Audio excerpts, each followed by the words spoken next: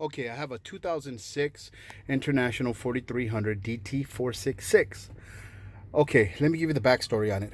I took it to a mechanic just to change the oil, a fuel filter, air filter, because I was going to park it for a little while. I didn't have a driver for it. So anyways, um, they do the service on it. I go pick it up and the guy tells me, hey, did you bring it in because the sensor was leaking under the fuel filter bowl?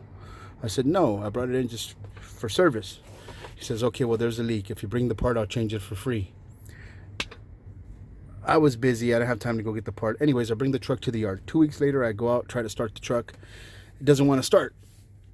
So I go take a look underneath the hood and I see fuel leaking, but it's not leaking from the sensor where he said it was actually leaking from the rubber grommet, the gasket underneath the lid of the fuel bowl. It's pinched. He used the same one. How do I know? Because I opened it and it was all swollen and it was old. He didn't use the new O-ring, so I got a leak right there. I got air in the system. So anyways, I go get a new O-ring. I put it in there, and I'm trying to prime the engine with the pump, but diesel squirting out of it. It's not pressurizing. So I go and I replace that primer, right? So now everything's all pressurized up. I come and I start the truck. And at first it would throw black smoke. I think it still had air in the lines. But anyways, let's fast forward to today. I come in the truck. I'll start it up in the morning and it'll run. It'll run for maybe about 7-8 minutes. And then it turns off on its own. When I try to start it back up at that point, it sounds like a gas engine, like when a gas engine is flooded. All right, it'll just crank and it sounds like it wants to start, like it's out of fuel, but nothing happens. If I let it sit for about a half an hour, it'll start back up again. So let me demonstrate to you real quick.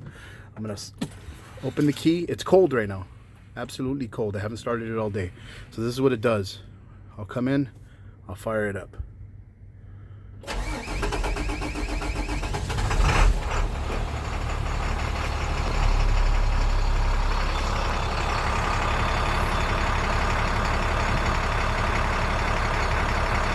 No smoke.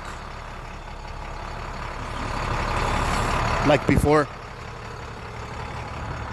it would miss and shake. So here's the part that I changed.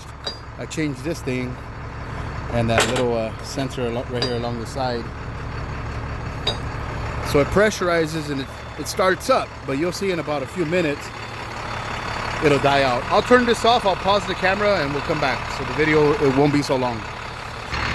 So it's been about 3 minutes and it's still running normally.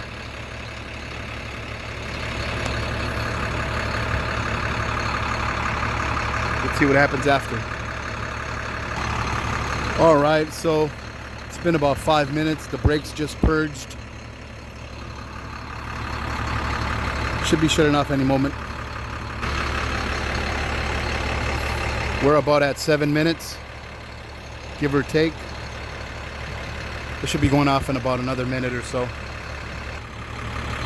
All right, it's been about 9 minutes. The brakes have purged 3 times. This is probably the longest it stood on.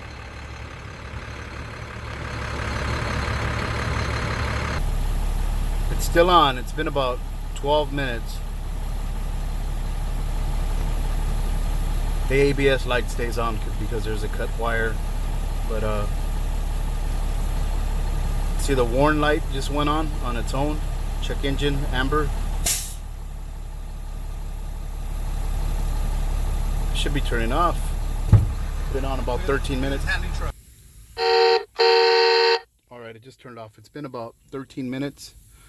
Okay, and the gauge just moved. The water temperature just went up to the first little notch and it died.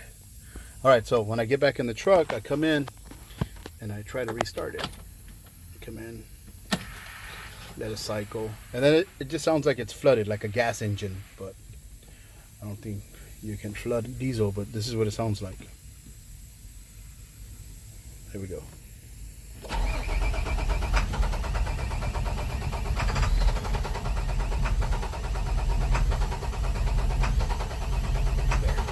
That's all we get. And in about 30 minutes, when it cools down, it'll start back up again for another 10 minutes. So in between that, when it shuts down, before it shuts down, I could turn it off and turn it on, turn it off and turn it on, start back up like nothing. But after about 10-12 minutes, it just dies out. So that's what we got. If you can help, let me know. You want to come check it out, let me know. I need to get this truck on the road. My next option is to take it to the dealer, but I'd rather put some money in your pocket.